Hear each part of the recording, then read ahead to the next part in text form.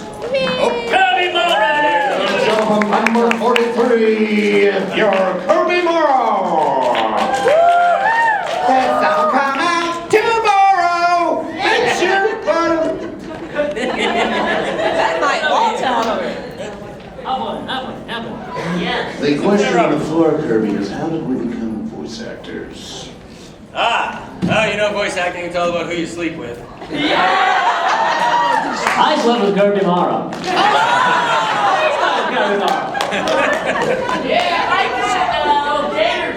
Yes? Yeah. Hi, I'm Kirby Morrow, and I play every other male character in anime that they haven't mentioned. And for the females. You know me as Moroku, Goku, anything that ends in Ku. I play Von Fennell, Michelangelo from Ninja Turtles, Cyclops from X-Men, and Cole from Ninjago. And there's been other stuff, and on-camera stuff. Richard and I both do a lot of on-camera stuff, which is doing quite well in Canada right now because your dollar is so strong. It's so mighty. It's awesome. So, hi, good to be here. I was originally going to be a lawyer. I wanted to be, I object!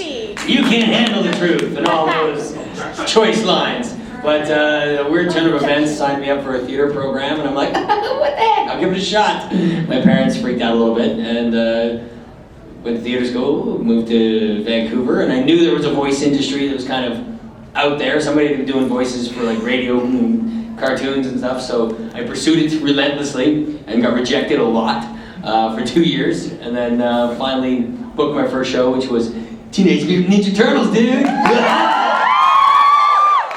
And then my first anime was a little tiny one called the Gundam Wing. And from there, I just kept auditioning for everything I could. And then I had sex with myself. I did stand-up comedy for, quite a while. Actually, I started, when I did theater, my first year, actually, I did a couple amateur, get on stage, make an ass of yourself kind of stand-up comedy appearances. Then I entered a competition, and I came in second. I ended up getting an agent who was a judge of the competition. He started sending me on tour, and I did comedy for several years. And then it was tough being in Vancouver because there wasn't much in the way of comedy clubs when I moved there back in '95. So the only way to make money was to go on tour. And if you're on tour, then you were never in Vancouver to audition for any shows. So I kind of had to make the choice if I wanted to be a comedian or an actor. And there was always that thought, well, comedians can be actors, but since we didn't do any sitcoms or anything funny in Canada anyway, I figured no, we weren't not a very funny people. No, we weren't recording any shows that were, it was a lot of sci-fi. And you know those open belly laughs they have on Stargate? Like, that just doesn't happen. So I kind of went away from comedy, and then I went back to it in 2005 for a little bit. And comedians are funny, strange, insecure little people. They're hard to be around. But yeah, so I've done comedy. The Moroku line, if anybody doesn't know, is from my character, Moroku, who says, I was wondering if you wouldn't mind marrying my children. I believe I have one. Looking for someone to, I don't know, bear my children. Can I just say, my favorite person who shot their arms up right there was that dude.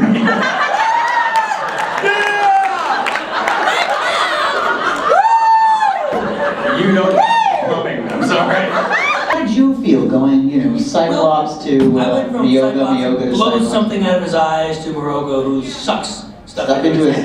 So it was a blow and suck relationship. Those can be good. Should we tell them what we call your hand thing? Oh, just say it. We call it the suck hole. Suck hole! Yeah. The suck hole.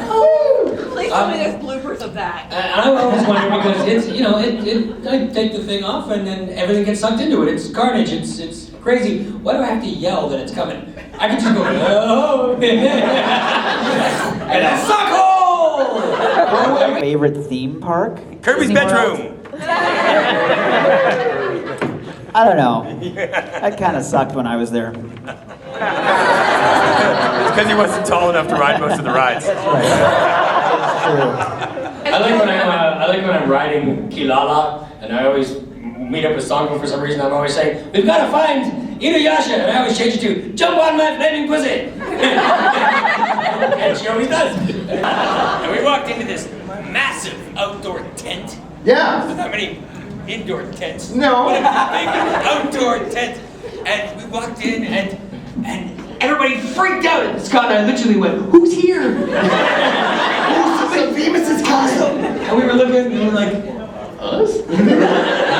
Really? Yeah. if you haven't heard it, my parents, after 10 years of me doing this for a living, came to visit, and I took them to a studio to watch me recording X-Men Evolution. And it was a scene where I'm drowning in water, and it was like really panicking with me and my brother, and there's a lot of dialogue, and I just bought a brand new shirt that every time I moved, you could hear shh, shh, shh, shh. And they're like, everything you are recording is ruined because your shirt's making too much noise. You're gonna have to take your shirt off. And I'm just looking at my parents as I'm undressing, going, they don't make me do this all the time, honestly. Yeah. What Shakespearean quote would go with your most famous character?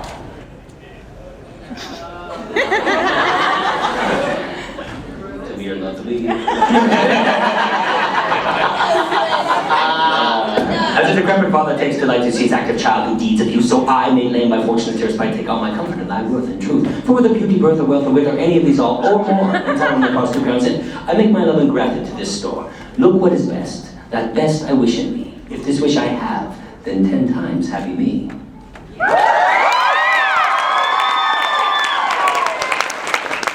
I have a request from a friend for some Provocatra action.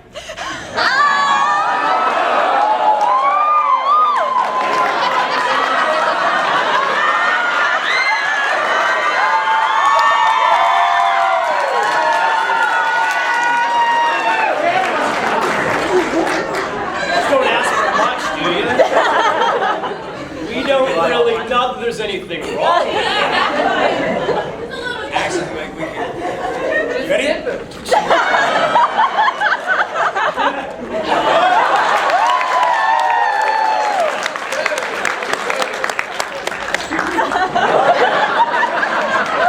I broke my ankle the opening night of a play. This is before the time of cell phones. How did that happen? I was like, raced to the hospital, and they I was low priority, so waiting to get a cast put on this broken ankle, and I figured, no, I'm gonna go back and do the show, because the show must go on, and all that.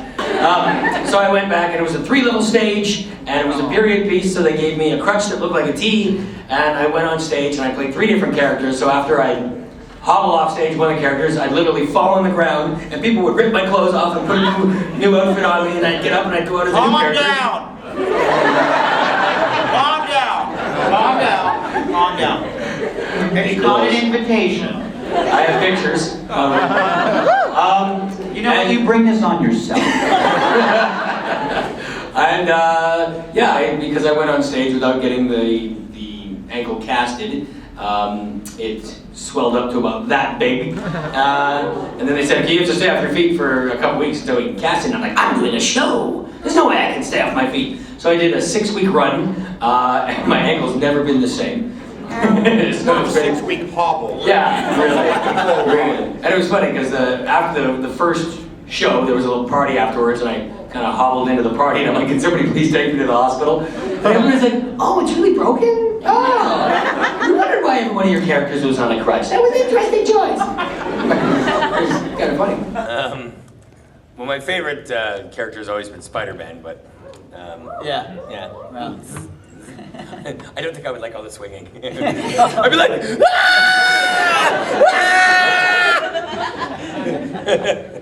I would freak the hell out of me. I'm gonna die.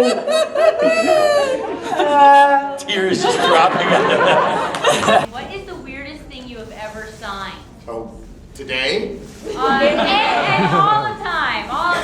Is that Weirdest thing. the weirdest thing you've ever been asked to sign? A handful of air. Seriously? Oh What about Did he have a big syringe of Jello? I didn't have a pen, they didn't have anything, so I was like, and they were like, oh, thank you! And I'm like, there's always. Little known fact, I had a very large fear of roller coasters for most of my life. Cool. Luckily, they don't randomly appear. Roller coaster! So I decided to conquer that fear in 2007 when I was in Paris, and I went to Disneyland Paris. And I got really drunk and went on Thunder Mountain. The thing runs backwards the whole way. And I conquered my fear of roller coasters. And alcohol poisoning. And alcohol poisoning. Never. I was in a museum in Lyon, France, 2007. So nowhere near a convention of any kind. I'm walking through this museum, and there was a group of French students and their teacher, and they were looking at the same things in the museum I was walking around looking at. And this one girl kind of kept looking at me, turning and giving me this look, and I'm like, Was she a pirate?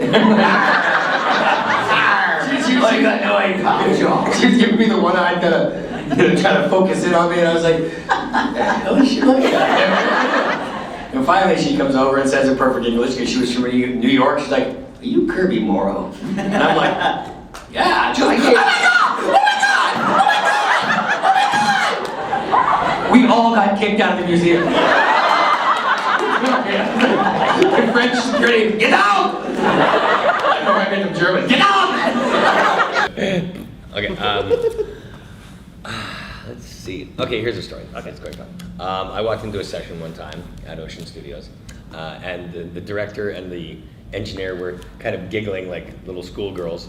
And I'm like, what's going on? And they're like, okay, so they found an empty aspirin bottle. Okay. And one of them may have farted inside the bottle, put a cap on it, and put it on a heater that was in the recording room.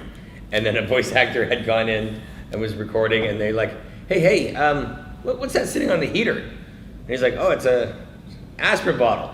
They said, is there anything in it? He's kind of shaking it. He said, I don't think so. They're like, well, open it up. And he opens it up and goes, no, it's empty. Oh my God! And just them retelling the story made me giggle for quite a while. If you all had to fight to the death, which one you would be the last man standing? Me. They're each other's strengths and weaknesses. Who will win? Our actual human Our characters? forms? Yes. Or actual human forms. I don't know. Let's go for a cage match, fellas. My fighting technique is I wouldn't be the last man standing, because my first technique is I just fall on my back and I pee on myself. And they're like, this guy's crazy, man. They just leave me alone. They just back away.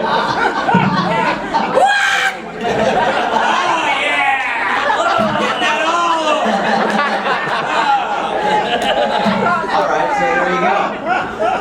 So, mess his pants. Sit, boy! Who do you say that to? No one. No one. Oh. I just wanted to hear him say that. I found that works if like you're being charged by Dobermans. Give it a try. Go into a junkyard, they're usually there. You gotta climb over the fence. If you wear a sausage necklace, it gets them there right away. But Dobermans will respond to loud commands because they can't distinguish their master's voices. So I went in for the callback for the lead in a new series, and there was all these people on the line, my headphones, in LA. And in 20 years of doing this as a job, I never once, when you audition, you just read your own lines. No one has ever read the lines in between. In 20 years, never. So there was one character had the first line, I had the second line, and then it went like that. So when I started reading, I jumped into the second line off the beginning, and I went to jump to my next line, and the director on the phone in LA started to read the line in between. And I stopped. I'm like, oh, are you gonna read the lines with me? And she said, well, it kind of works better that way, doesn't it? And there's all the executives and everybody on the line. I'm like, okay, good. Let's start again. And I'm sitting there and I'm waiting, and I'm like, you have the first line. She goes, oh, so she reads the first line. I read the second. She reads the third. I read the fourth. and then nothing. And I'm waiting, and I'm waiting. I'm like, blank, it's your line. And she said, do you need me to read them with you, or can you just read them by yourself? 20 years, this has never happened. I didn't get the part. You got her part.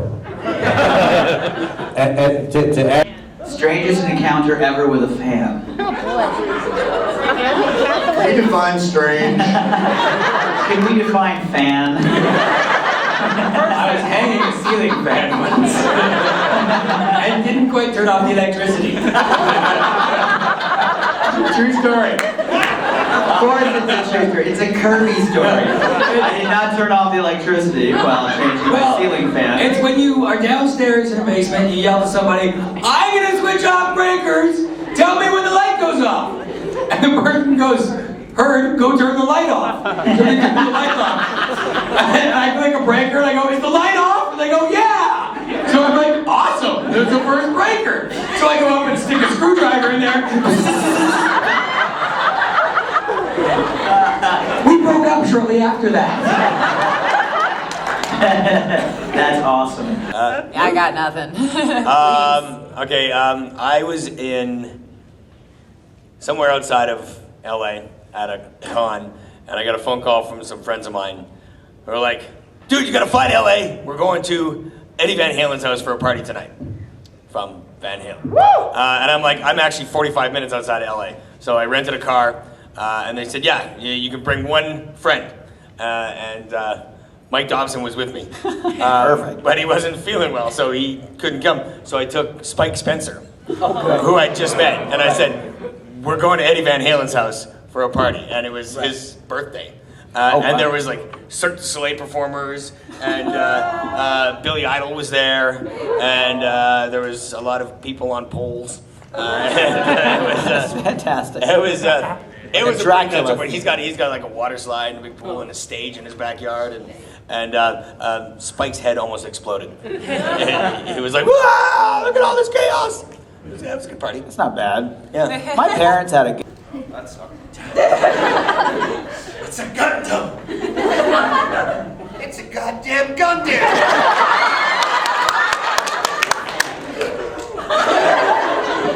It's a Gundam.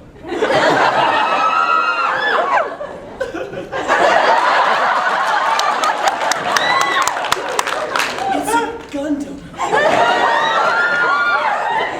I push. It's a Gundam.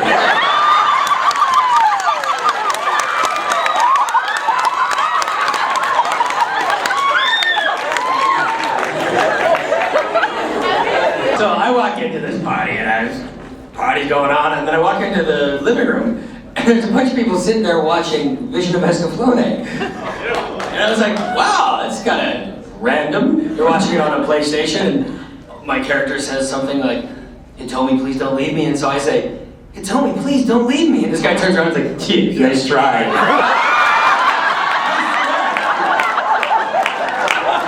I gave me total attitude, and I'm like, no, I'm actually that character. He's like, yeah, sure you are. My childhood dream was to be the best lawyer in the world. Oh my God. Because I watched a lot of Matlock and a lot of LA Law. And you guys seen LA Law? Yeah. So, 20 years after LA Law went off the air, they had a 20th anniversary or reunion. Yeah. And I got a part in it. Not as a lawyer, as the guy who was sleeping with Arnie Becker's wife. Perfect. So my agent calls and says, you got this part. And the first scene is, it shows Arnie Becker cruising through, the LA, in his car. And of course they filmed it in Vancouver. And then he shows up at home, and then it cuts to me in bed with his wife. Now, the wife was an actress who I went on a blind date with once and never called her again because it was a horrible, horrible date. And then I show up in a robe and, like 8 years after we went on this date, and I'm like, hey, you, hi. And then we both had to get naked and climb into bed together, and I'm lying on top of her. Really awkward. I'm like, so, those are new. True story. And then Arnie walks in on us having sex, and he has a heart attack, and I have to jump out of the bed naked and do CPR on him. That's funny. Yeah. That's comedy gold. Dreams come true. Dreams come true. Yeah, I love when people tell me how much characters have affected them and their lives, and it just makes me feel warm and fuzzy. So I feel really good about it. So thanks for liking us. Yeah. Awesome.